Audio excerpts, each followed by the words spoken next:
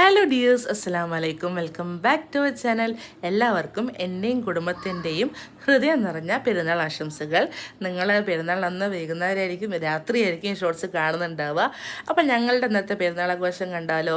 രാവിലെ ഒരു 6 ആയപ്പോഴത്തേക്കും വെള്ളപ്പവും കോഴി മുളകിട്ടും റെഡിയായി. ഇക്കാക്കനെ എണീപ്പിച്ച് ഇക്കാക്ക റെഡിയായി കഴിഞ്ഞപ്പോൾ മുമ്പ് ഒരു 6:30-7 മണിയാകുമ്പോഴത്തേക്കും പോയിട്ട് പള്ളിയിൽ നിസ്കാരണ്ടേ. ഇക്കാക്ക പോയി. പിന്നെ കുറച്ച് കഴിഞ്ഞപ്പോൾ ഉപ്പ നിസ്കരിച്ച് വന്നു കേട്ടോ.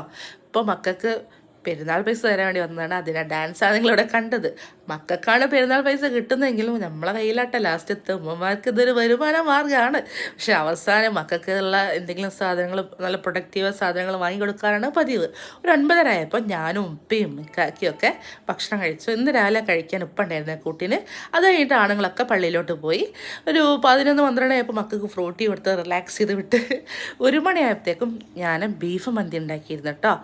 അത് വിളമ്പി മക്കൾക്ക് കൊടുക്കാൻ പോവാണ്. ഇക്കാക്കനെ ഉച്ചയ്ക്ക് കാത്തിരിക്കേണ്ട ആവശ്യമില്ല. അവർ അറിവും കാര്യങ്ങളൊക്കെ ആയി പോകുന്നതുകൊണ്ട് ആണുങ്ങൾ ആരും ഈ പ്രദേശത്ത് ഉച്ചയ്ക്ക് ഉണ്ടാവില്ല.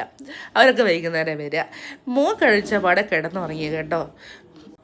പിന്നെ ഞാനും മോളും മാത്രമായി ബാക്കി. അപ്പോൾ ഞങ്ങൾ കുറച്ച് കഴിഞ്ഞപ്പോൾ ഒരു കടല മിഠായിയൊക്കെ എടുത്ത് അതൊക്കെ തിന്ന് കഴിഞ്ഞ് ഞങ്ങളും റെസ്റ്റ് എടുക്കാൻ പോയി. വലിയ പെരുന്നാൾ മിക്കവാറും പകൽ ഇങ്ങനെയൊക്കെ തന്നെയാണ് കേട്ടോ.